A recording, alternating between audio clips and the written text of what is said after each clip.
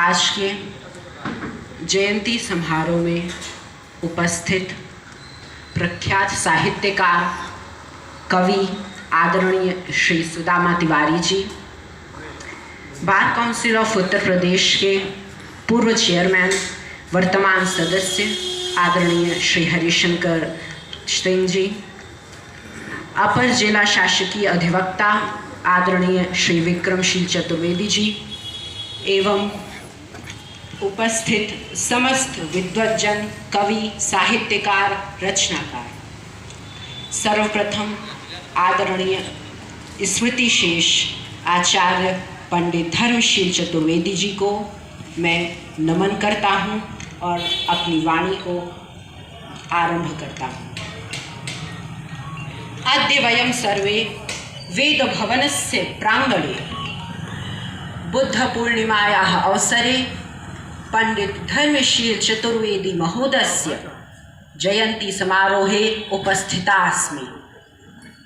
महोदयस्य विषये अहं बहु न जानामि, किन्तु येन अहं पठितवान् व श्रुतवान् तस्य आधारे अहं कथितुं शक्नोमि यत् तस्य महोदयस्य संपूर्ण व्यक्तित्वे सह नाम्नी अस्ति।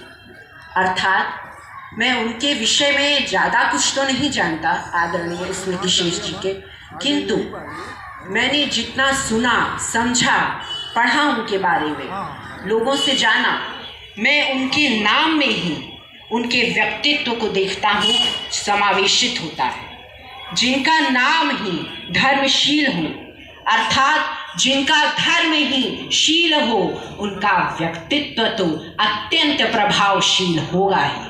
शायद इसी वजह से हम लोग आज यहाँ मजबूरन ही सही बाध्य है और उन्हें स्मरण कर रहे हैं उनकी जयंती के अवसर पर। पंडित धर्मशील चतुर्वेदी जी ने भूमि छोड़ी है, लेकिन भूमिका नहीं छोड़ी। उनके कार्य, उनकी रचनाएं, उनके योगदान आज भी इस समाज में जीवंत है। कहा जाता है कि बनारसी दो प्रकार के होते हैं, एक अक्खड़ बनारसी और एक फक्कड़ बनारसी। और हमारे पंडित जी अक्खड़ बनारसी थे, जो कि बनारसीपन के लिए हमेशा लड़ने के लिए तैयार थे। जहाँ कहीं वे काशी की अवमानना होते देखते, वहाँ उनके अंदर का वरिष्ठ अधिवक्ता, उनके अंदर का तेज तर्रार अधिवक्ता जागृत हो जाता और अपने प्रश्नों के बाणों से वो सामने वाले को चित्त कर दिया करते थे। पंडित जी के जीवन में कई उतार चढ़ाव आए। आज के महामारी काल से जिससे हम जूझ रहे हैं और अभी भी उससे हम जूझ रहे हैं, उसमें हमें उनके व्यक्तित्व से यह सीख लेना चाहिए कि जीवन में चाहे जितनी भी विपरीतताएं आए, विषमताएं आए, कठिनाई आए, लेकिन उन्होंने कभी भी अपने अंदर के मस्त मौला बनारसी को खत्म नहीं होने दिया, हमेशा जीवंत रखा। और ये बात मुझसे ज़्यादा अच्छा तो आप लोग जानते होंगे जिन्होंने उन्हें देखा है और गहराई से समझा है। पंडित धर्मशील जी के विषय में मैं इंटरनेट पर खोज रहा था, तो उसमें मैंने उनका एक इंटरव्यू देखा, छोटा सा एक वीडियो देखा, जिसमें एक पत्रकार ने पंडित जी से सवाल किया कि पंडित जी, आप हमेशा हास्य रस की कविताएं क्यों लिखते हैं, हास्य रस की रचनाएं ही क्यों लिखते हैं, कभी वीर रस, रौद्र रस, श्रृंगार रस, विभत्स रस आदि रसों में क्यों नहीं रचनाएं लिखते? तो उन्होंने जो उत्तर दिया वो मेरे हृदय को छू गया। उन्होंने कहा कि हंसना एक पुण्य की बात है और किसी दूसरे को हंसाना परम पुण्य की बात है, क्योंकि जब आप हंसते हैं तो आप प्रभु के लिए प्रार्थना करते हैं, लेकिन जब आप किसी दूसरे को हंसाते हैं तो प्रभु आपके लिए प्रार्थना करते हैं। हमारी हंसी शकुनी जैसी कपटी नहीं, बल्कि शिशु और संत जैसी निर्मल, कोमल, निष्पाप होनी चाहिए।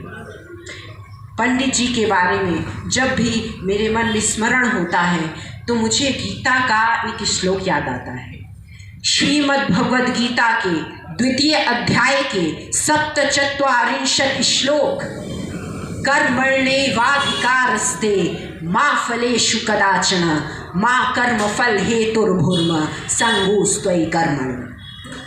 In the 2nd chapter and the 47th verse of Srimad Bhagavad Gita, Lord Krishna has said to Arjuna that you are responsible for doing your work and you are performing your work because you are responsible and you are adaptable for this.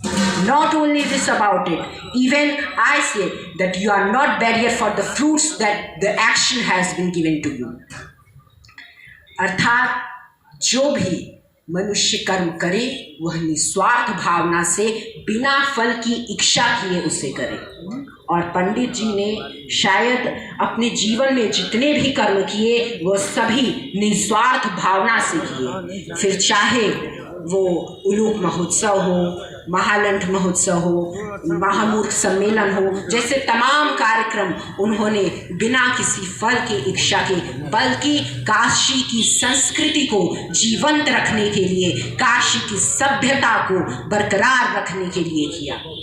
आज इस पाश्चात्य युग की आधुनिकता की दौड़ में इस तरह हम अंधे होकर भाग रहे हैं कि हम अपनी ही संस्कृति को भूल रहे हैं. और अगर मैं कहूँ कि काशी की संस्कृति को बचाने में, संरक्षित करने में पंडित धर्मशील जी का बहुत ही महत्वपूर्ण अमूल्य योगदान था, तो ये अतिशयोक्ति नहीं होगी. पंडित जी ने जो भी कार्य किए वो आज भी अमिट है, अमूल्य है और हम सभी के स्मृति में ताज़ा है. आज भले भौतिक रूप से वे हमारे बीच नहीं है, किंतु हमारे मन में, हमारी स्मृति में वे आज भी जिंदा है और हमेशा अमर रहेंगे.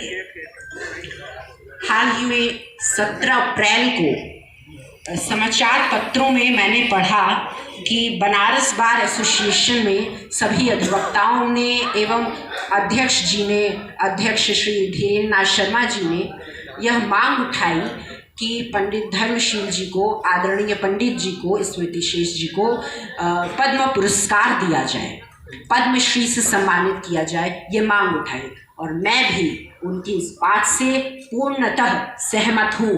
और यदि आप सभी जितने भी विद्वत गण बैठे हैं, यदि सभी एक स्वर से, एक आवाज से ये बात उठाएं तो अवश्य ही यह संभव है कि पंडित जी को, स्मृति शेष जी को पद्म पुरस्कार अवश्य मिलेगा.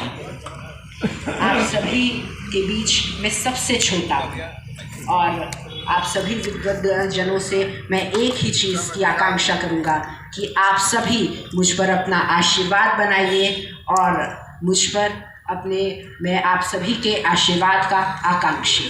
और अंत में मैं पुनः आदरणीय धर्मशील जी को श्रद्धा सुमन अर्पित करता हूँ. समय की बाध्यता है, कोई भी शब्दों की सीमा में आदरणीय के व्यक्तित्व को समायोजित नहीं कर सकता है. मैं फिर से उन्हें श्रद्धा सुमन अर्पित करते हुए, श्रद्धांजलि अर्पित करते हुए, समय की बाध्यता के कारण अपनी वाणी को यही विराम देता. बहुत सुंदर बताया. सभी को कोटि कोटि आभार.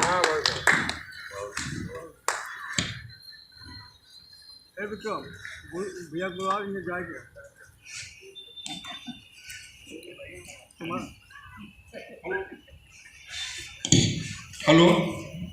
बहुत सुंदर आदित्य शंकर मिश्रा ने अपने उम्र और समय के हिसाब से बहुत अच्छा व्याख्यान दिया है. मैं इसके लिए इनको बाबा विश्वनाथ से प्रार्थना करता हूँ, उनको सद्बुद्धि दें, ज्ञान दें, ये तरक्की करें. वास्तव में हमारे पूज्य पिताजी, ये आदरणीय शाम बनारसी जी, माननीय शमशेर बहादुर सिंह जी, आदरणीय शंकर सिंह जी, इन लोगों के भीतर बसते थे. उनके बारे में अगर जानना होगा हमें तो शंकर सिंह जी को सुनना होगा, शमशेर बहादुर सिंह जी को सुनना होगा, आदरणीय शाम बनारसी जी को भी सुनना होगा. तो इनके भीतर उनका समावेश था. उनके संपूर्ण व्यक्तित्व की एक झलक अगर देखनी हो तो हमको इनको सुनना होगा. तो मैं सबसे पहले आदरणीय शाम बनारसी प्रार्थना करता हूँ कि वे आवें, या माननीय शंकर सिंह जी को भी अगर शीघ्रता है तो आए, 2 शब्द पिताजी के बारे में बोल दें। मैं उनका आभार व्यक्त करता हूँ।